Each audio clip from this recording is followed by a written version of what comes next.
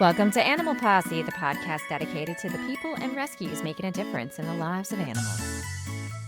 Hi, Donna. How are you? I'm good. Tell me a little bit about yourself and what is the name of your rescue? My name is Donna Rome. I have been a single mom for a long time, but my kids are grown and out, and I have been helping bunnies for, oh gosh, about almost 20 years, but it only became official in 2019 when I became BunnAgain Rabbit Rescue and Education. That's a mouthful. I have people who help me do the online stuff because I am not tech savvy.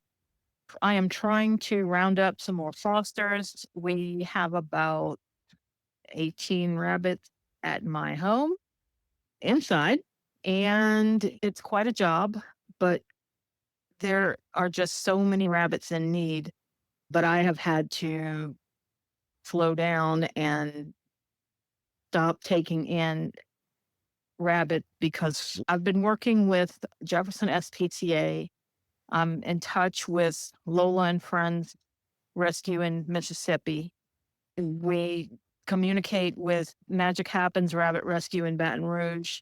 We're all trying to do the same thing, and we're all in communication to see who can, if anyone can accommodate the newest rabbit or anything like that. So we bounce ideas off of one another and get advice from one another and try to help one another make this job a little bit more bearable. I think it's great that you work with all these other groups too, because I've already had James on the show with Lola and Friends. I've spoken with Hannah with the Jefferson SPCA, and they have mentioned Bun Mm. Again, both of them. And I think it's great that all of the rabbit rescues work together because it's all about just getting them into homes and keeping them safe. And we're not competing against one another. In fact, I welcome any and everyone to open their own rabbit rescue because there will be plenty of dumped, abandoned, homeless rabbit to last a lifetime, unfortunately. It just happens all the time. Even, yes, around Easter, after Easter, but really year round because people do not educate themselves or they do not want to be educated. I'm hoping that you can give us an education on it. First, I'd like to start if you could tell me what is the difference between getting a bunny from a rescue versus a pet store? The pet stores usually get tiny baby bunnies that have been taken from their mother too early. It's suggested that, recommended that a baby bunny stay with its mother 8 weeks. Usually they're 4 week to wean, but they need to be with mom another 4 weeks for their gut flora to be mature. So they're taken away from mom. So their gut is not mature. And many times the stress of being at a pet store, they get coccidia. In fact, most bunnies from the pet store who are under 6 months old or 6 weeks old actually have coccidia when people buy them and they don't know it. And then if you don't take your new little baby bunny to the vet right away, you could lose that baby bunny. And for us, we are always getting calls about pet store bunnies. Oh, my bunny died, or my bunny's sick, or they told me I had two boys, but I have a boy and a girl, and now we have babies. And because little tiny rabbits are really hard to sex. You cannot sex a 2 to 4 week baby accurately. And that is a lot of the problem. But mainly they shouldn't even be sold at stores because they get sick, they get injured, they're so stressed. And the pet stores don't give any interviews, they don't ask any questions. Okay, how are you planning to take care of this little rabbit? They just say, "Oh, you got 40 bucks? Here's your rabbit. Oh, here's two of them. It's a boy, it's two boys." And then in a couple of months, they get mature and you find out whether they're two boys or a boy and a girl or whatever. But in rescue, we never will adopt out a fertile rabbit. That is just a big no-no for us.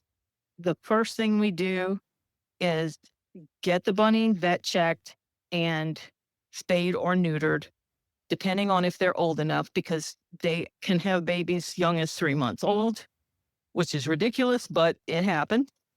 And we try to get the rabbits fixed as soon as we believe they are ready. And the vet can usually tell whether they're too young if they're female, but usually the males, as soon as their little family jewels drop, then they are ready to be fixed.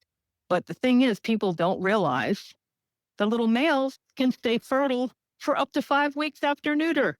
Oh, wow. So if you have if you have a boy and a girl, you better get that little girl fixed first, Wow. because that little boy is that little boy is still going to have some live bullets, and there is no guarantee that you have solved your problem. And a lot of people just don't know. I found out by accident years ago. Yeah, it's really amazing. They have earned their reputation. Absolutely. The girls, the rabbits, have two uteruses. So guess what? When they're mature and there's a boy around, they'll ovulate. And guess what? They're pregnant. And it could be from 28 to 30 days. But a couple weeks before they give birth, it's possible to go ahead and have some more eggs fertilized in the other uterus. So they can overlap litters. And those poor breeder bunnies are just worn out because they don't get a chance for their body to heal and rest. And it's just cruel. But it is ridiculous how quickly things can get out of hand if you do not make sure that somebody knowledgeable is checking to see, do you really have two boys? And if you don't take them to the vet, they need to be, the vet can tell you if you've got a boy or girl. They know how to tell very early. And they can also do a fecal test to check for parasites, because if your little baby bunny has parasites, then all the nutrition that they're taking in can be taken away by the parasite. And then they get loose stools, they get bloated belly, and they can really starve to death without lacking any food. It's just a really sad situation. The possibilities are when you buy a rabbit from a pet store, you just really don't know what you're getting, literally. And with rescue, you're getting a bunny that cannot have babies, whether it's a boy or a girl, and it's been fixed anyway. You pretty much know the personality of the bunny because we've had an idea of how they act and what they do. And with rescue, we will be on call basically to help answer questions. And for my rescue, I'm always willing to be available by text. Is this plant safe for the bunny? And how do I do this? And the nails. And there's a great resource online called rabbit.org. It's the House Rabbit Society. And that's like a worldwide bunny crazy people forum, which has a lot of articles and videos and just really basic information, especially for new bunny owners, because you can go and you can find out what their body language means. You can find out how is the best way to handle them. You can find out different ways to clip their nails. You can find out, why does my bunny seem angry and why does he attack me? A lot of rabbits they're in a small little space and they take ownership of that little space. If you don't give them more space, they're going to be bored. They're going to be aggressive. If you can work with them and you can help them to feel safe, to trust you, and to be happy and do their cute little binky bounces up in the air and just be really entertaining, you just got to give them space. And so it's just so much of a better idea to get a bunny from a rescue. But if people have already gotten Easter bunny, usually as soon as they turn maybe 4 or 5 months old, their little bunny isn't as sweet as it used to be. It's starting to mark things. It's starting to chew things. It's starting to really smell musky, especially if it's a boy. And people just don't even think of options. They say, I don't want this anymore. And it's just so sad because all you have to do is get the bunny spayed or neutered. And Jefferson Parish has a great program called Fix a Rabbit, and it's a low price spay or neuter for the rabbit for resident of Jefferson Parish. And even if they cannot participate in the Fix a Rabbit program, you just call around. Rabbit.org has a list of bunny savvy veterinarians because rabbits are really sensitive to anesthesia. And if you don't get someone who's familiar with rabbits, it's a high possibility that your little bunny is going to have some serious difficulty and maybe even lose the bunny. But there are options. If you can't afford it, maybe a rescue would work with you. Maybe a shelter would work with you, be able to keep your bunny. And also, they need to stay inside. A lot of people put their rabbits outside. And when I was a kid, I did the same thing. Being outside, you cannot monitor the rabbit. You can't tell whether it's not eating as much, whether its litter habits have changed, things look different, whether it's getting enough water, whether it's overheating, whether there are predators around. Rabbits can be scared to death. One of our adoptees, there was a stray dog in the yard and they had the bunnies out playing in their pen. And the dog did not even come close to the enclosure.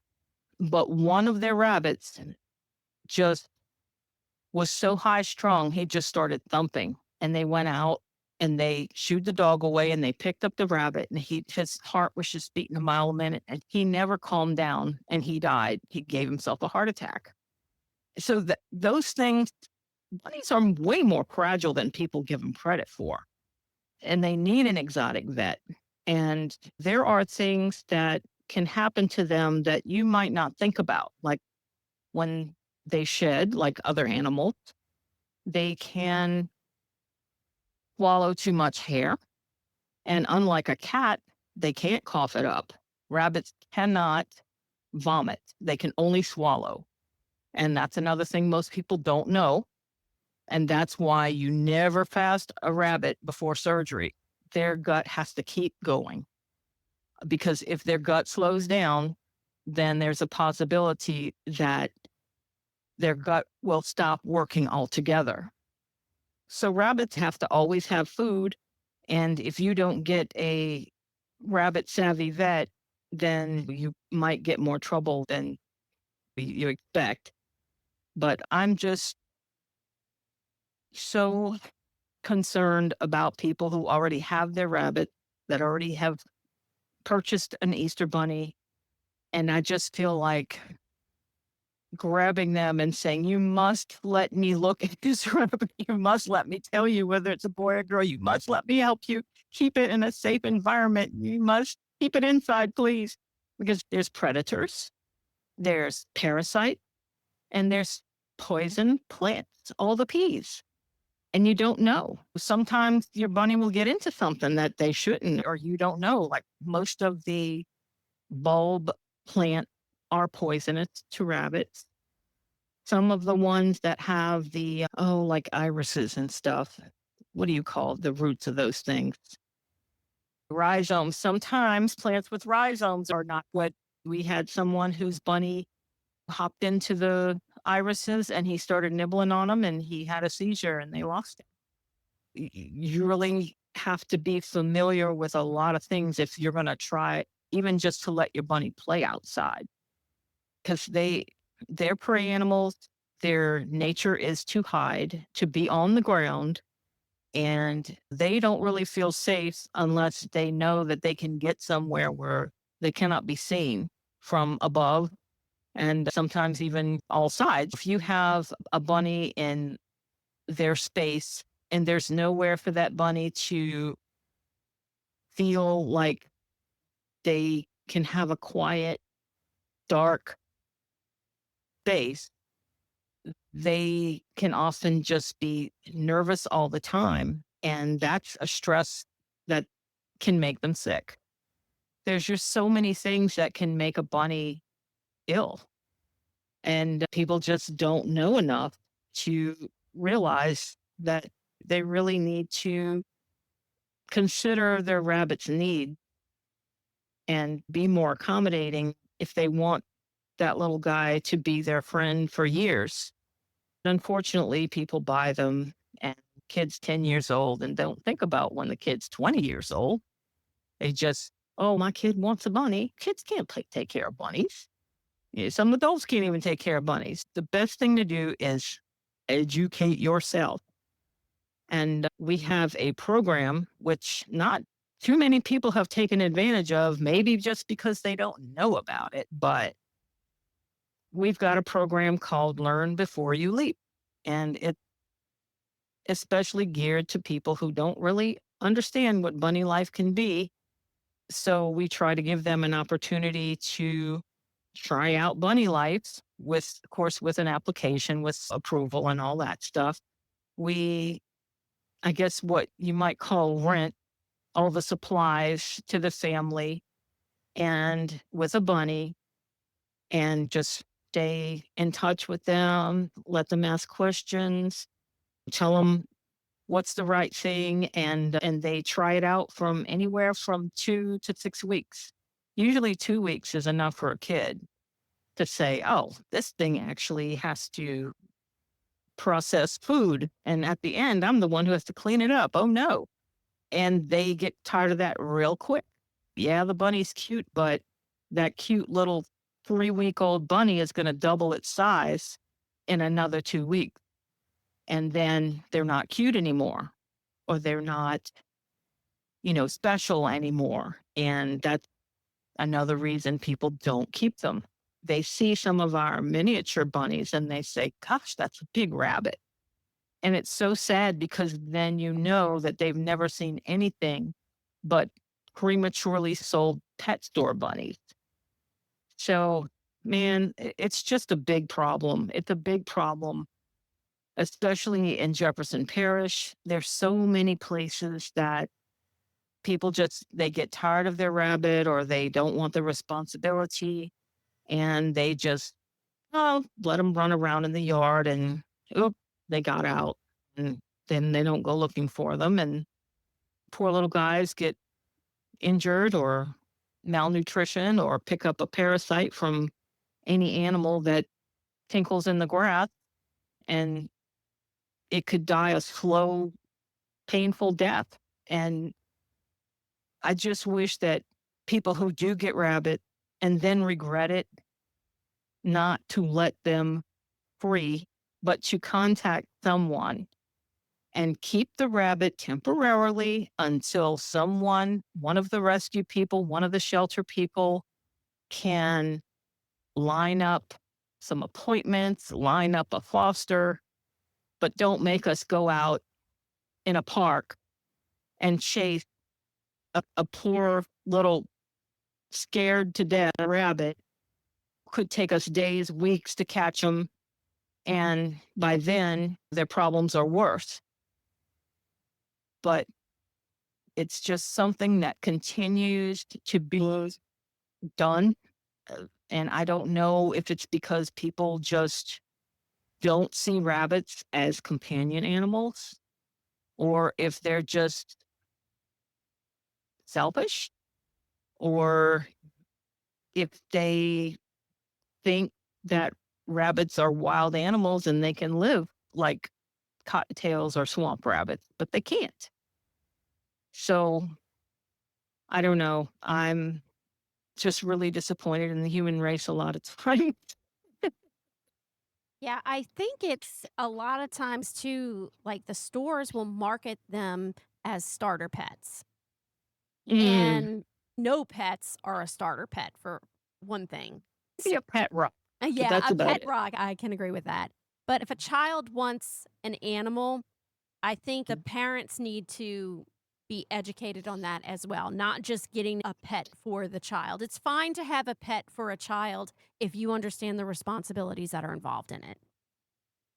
Right. If you are going to care for the pet, if you're going to be the main caretaker and show the child what it means to sacrifice for another life, help the child understand that it's something that's living and breathing and needs love and needs care and need the doctor sometimes, and sometimes, just like kids, it's afraid of loud noises, it's afraid of dogs, it's afraid, like, they have to understand that it is a living, feeling being, that it's not a toy. And but the way they're marketed, it's this little impulse buy. Look how cute. Look how cute this little thing is. Oh, this is so fluffy. You just need to have this. And oh, this one has floppy ears. It looks like a baby. It looks like a stuffed animal. Get this one because it's just so cute and fluffy. Cute and fluffy has to be groomed. Cute and fluffy has to be, you have to make sure that little bunny is trimmed, that it doesn't swallow too much fur, that it has the right nutrition. It's not a toy. And parents need to be more responsible about their decisions because it's their decision and it's their animal, it's their responsibility. And they need to know that, they need to accept that from the moment they make that decision. Because if you're going to go to the store and just pick up something because it's cute and not even think about what happens when it gets sick, what happens if we have to go on vacation, what happens if we have a baby, what happens if we move, what happens, you have to think of all the things that you would think about for a dog or a cat, even another family member. It's not just a quick fix to make your kid happy, because the kid, when the bunny reaches maturity, is probably going to bite or scratch that kid. And then you were saying too, like they'll get them and then they don't think of all those things, but they do that for puppies and kitties too. Absolutely. Unfortunately, that is part of the problem. Is for some reason animals are looked at as being disposable. There are people like us who will do anything for our animals. But then you see people that Mm, are like, "Oh, my kid wants a pet. Let's go out and get a puppy, a kitten, a bunny or whatever." And a few weeks right. later, they don't want them. I know somebody that actually got 2 bunnies, and Mhm. the sex of the bunnies was wrong. So Yeah. those 2 bunnies turned into 6 bunnies. And luckily, I believe a rescue stepped in before it got out of control. Was lucky. Yeah, but a rescue shouldn't even have to for that. You have to have a little bit of common sense. If you're getting 2 bunnies, make sure that you're getting 2 females. If you're not sure, then don't get 2, get 1. Oh, it's just educate. There's pictures of how to correctly sex a rabbit. There's there's so much information available. Basically, almost having just Google is enough, but there's a lot of wrong information on Google. So that's why I specifically recommended rabbit.org, because there are random pet sites that do not have accurate or full information. And you really need to look for that pet specific group, because especially exotic, because only the people who've had them know what their common issues are or what comes up in their care, and what can happen when they reach a certain age. And speaking of certain age, the female rabbit, if you get one that's older, say somebody got one and they don't want it anymore, so they give it to you. Okay, fine. So you've got this 2-year-old female rabbit that they let her have a litter at least once. And when females are over 2 years old, they have a higher risk of reproductive cancer. But if they've ever had a litter, then that possibility shoot up. And you have to get your females spayed, even if you don't have a boy, because people tell me, "Oh, why should I get my bunny fixed? I don't have boy rabbits." No, it's because your female can get uterine cancer. We've rescued some that already had uterine cancer or mammary gland cancer. And thank God with the spay, they were able to remove the cancer in the cases that we had. But you can't take that kind of risk. If you love that pet and you want that pet to be happy and healthy, you need to consider always to spay and neuter because females can go into a false pregnancy and that stresses them out, just like a woman with PMS. You don't want a grumpy bunny who's all just feeling all mixed up and she's pulling out her fur. It's a stressful situation for her. And if you get her fixed, she won't go through that. She won't be making a nest because she feels like she's having babies or her hormones are going crazy. Hormones can make them aggressive and it can actually affect other critters in the house. Anytime I rescue a bunny that's not fixed yet, my other rabbits start tussling with each other. It's just those hormones, they can smell them. It affects them. Even males, oh my gosh, males, they can have such a stinky, musky, oh gosh, it smells up the whole house. And they're like, well, I don't want to bring my bunny inside. That's because you didn't neuter him. If you neutered him, then that smell would not overtake your entire house. He wouldn't want to spray all your furniture. He wouldn't want to chase you or hump your leg or whatever. There's just so much to be said for spay and neuter. It's near miraculous that you get a whole new bunny almost. They automatically, just about automatically, litter train themselves. They can use litter boxes. And people say, well, you just use cat litter. Rabbits have to have paper-based litter or kiln dried wood. Like sometimes they have the little pine pellets. A lot of people use the horse stall pellet from Tractor Supply. Me, because we have so many, I use newspaper and shredded paper. But no, you can't do the clay litters. You can't do the untreated pine. You can't do, especially cedar. If they are inhaling cedar oil, they can have liver problems. There's just so much of what we thought we knew years ago was totally wrong and totally harmful to our rabbit. There's things on the market that have a picture of a rabbit on it, but you're not supposed to give that to a rabbit. They're not equipped to process that kind of protein or that kind of sugar.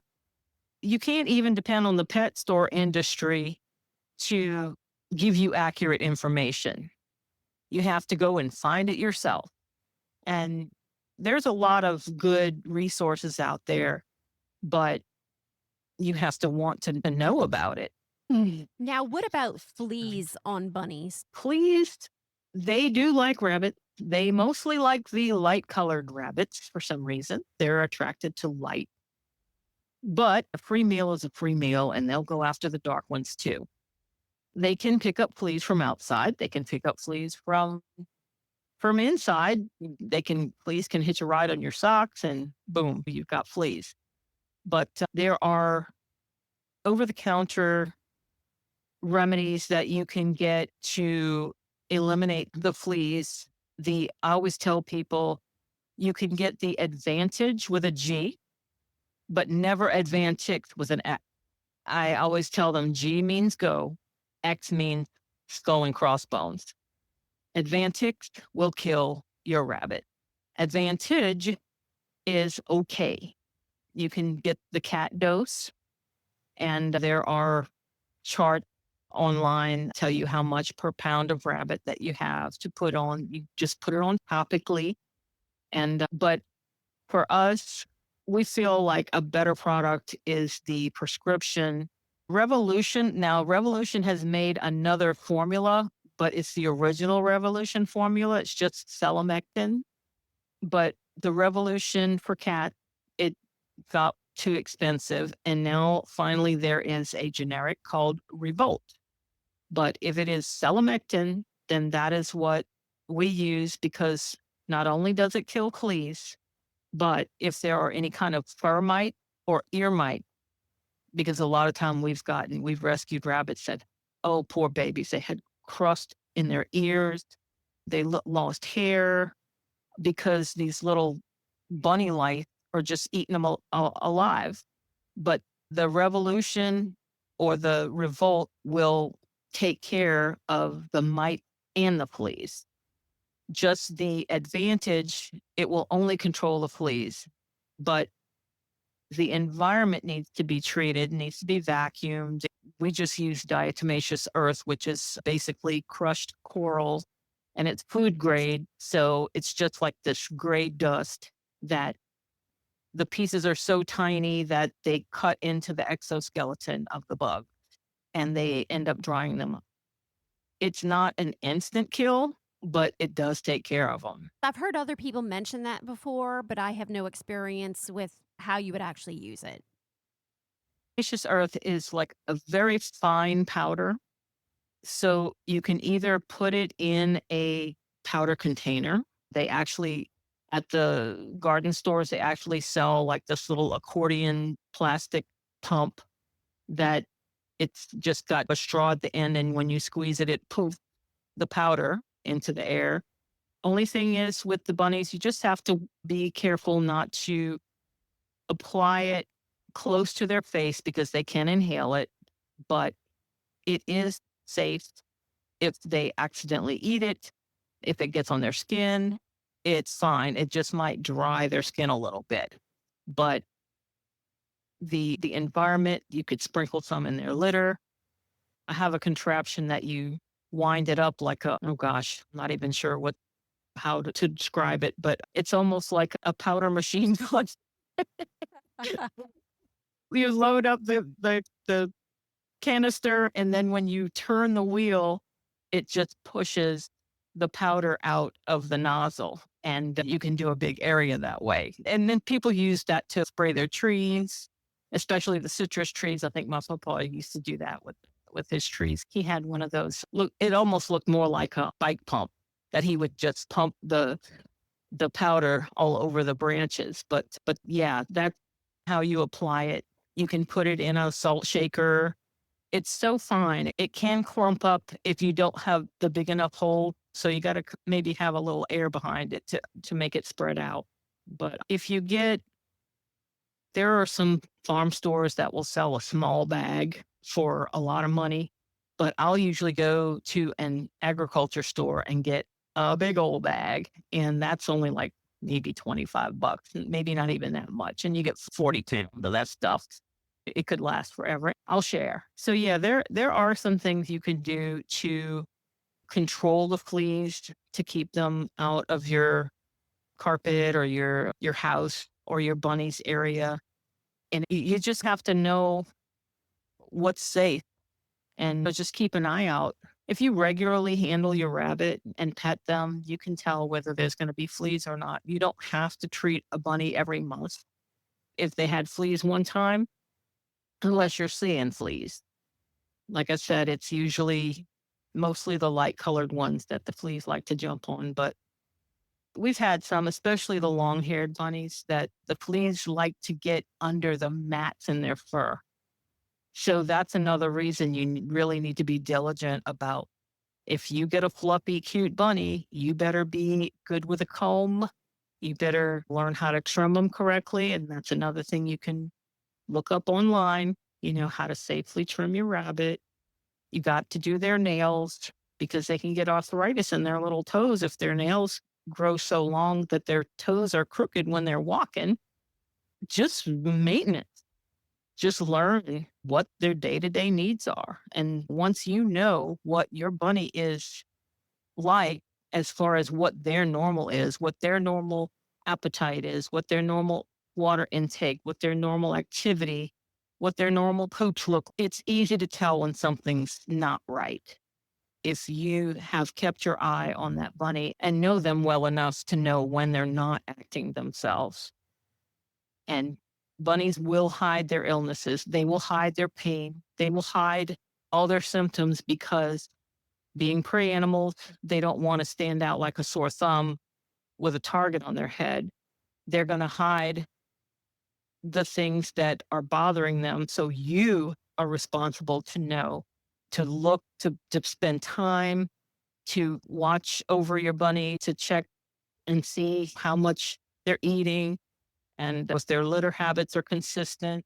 And if what's in the litter box is consistent, because they can have different shaped stools that mean certain things. And if you catch it early, you can avoid the vet. But it's really important that they see a vet at least once a year.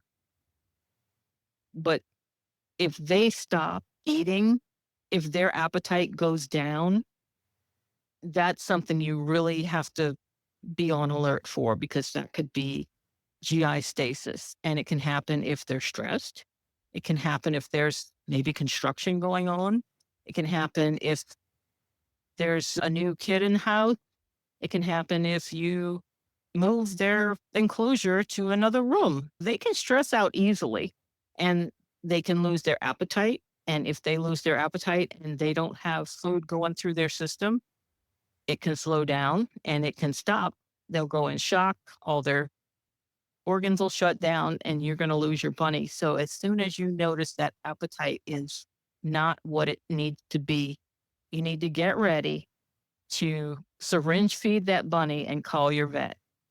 If they need to have something in their system 24/7, that's why they recommend that you leave hay in their space all the time. They need Timothy hay. The older ones need Timothy hay, and the youngest, the babies, need alfalfa because it's got protein and calcium. But don't give the older bunnies alfalfa because it can make bladder stones. So yes, even rabbits can get bladder stones. And there's just a lot to know. I'm still learning. I've been at this a long time, but I am still learning.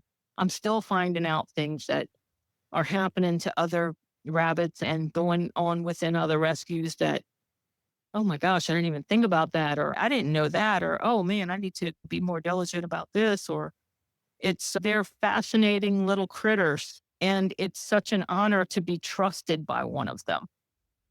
I just wish more people knew what joy they can bring to your household if you just take a little time and educate yourself.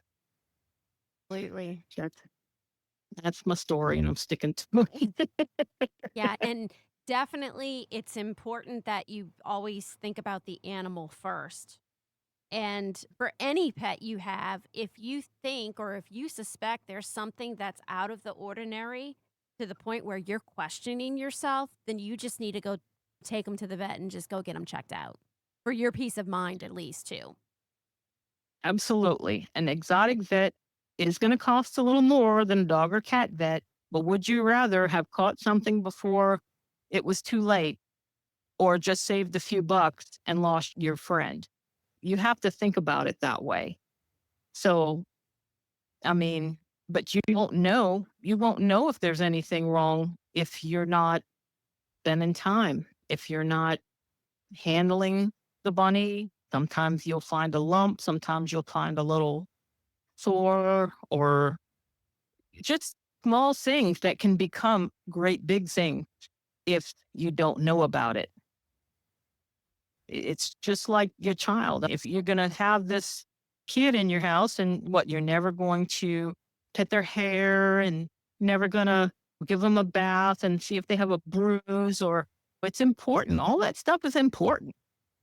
Animals are family. And if that's not what they're going to be, then get a stuffed animal. Go visit somebody with a pet. It's not that hard. If you can't commit, but you love animals, hey, be a foster. We Right. give you everything you need, and all you got to do is love them. And yeah, it's a little sacrifice of time. You don't have to pay for the vet. You don't have to go get the cage and all that and litter box. If you're close enough to where I can meet you, I'll bring you shredded paper for the litter. I'll bring you hay and pellets if, that's what you need. And then whenever you need to go on your summer vacation, hey, let us know a couple weeks in advance so we can come and get the baby and find somebody else. But during that time, at least the bunny has been paid attention to. It's been seen by people who maybe normally wouldn't see being here at the rescue. And the people who took care of it have learned if that's something that they want in the future. It seems to be a win-win for everybody. People need to take advantage. We need some fosters. So help. Can I ask where you learned all this information?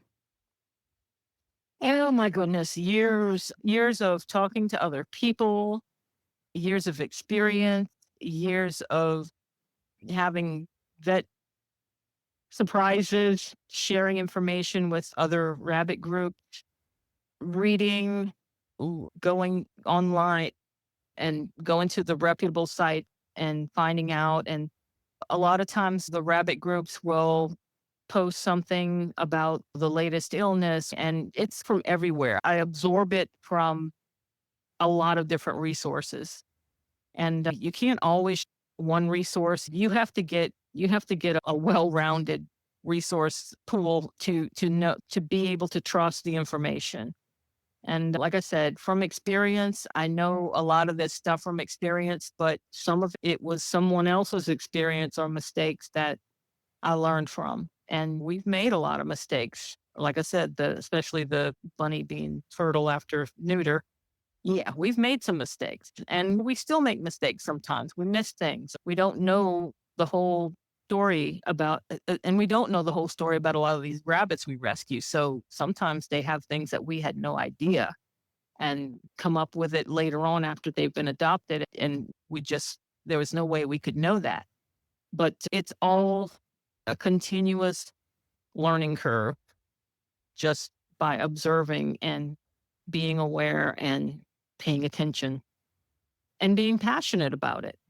If I care, so I want to know where my mistakes are. I want to know what is a better way to do something. I want to know how to keep my bunnies happy and healthy, of course. But there's just a lot of information that can be had if you take a little time and look.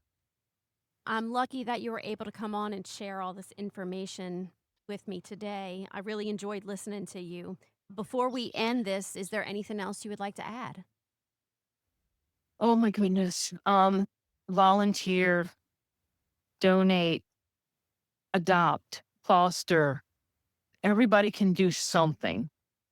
It's just so important. There's so many animals out there.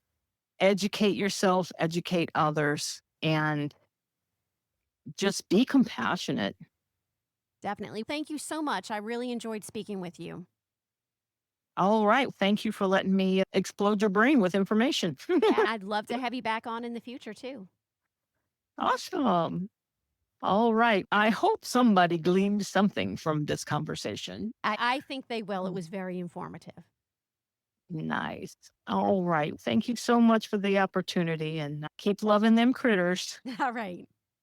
And that's all the time we have for today's episode. If you are in animal rescue or if you know someone that has a story that should be told, please contact us. We would love to have you or them on the show. Thanks for listening, and please join us next week as we continue to explore the world of animal rescue.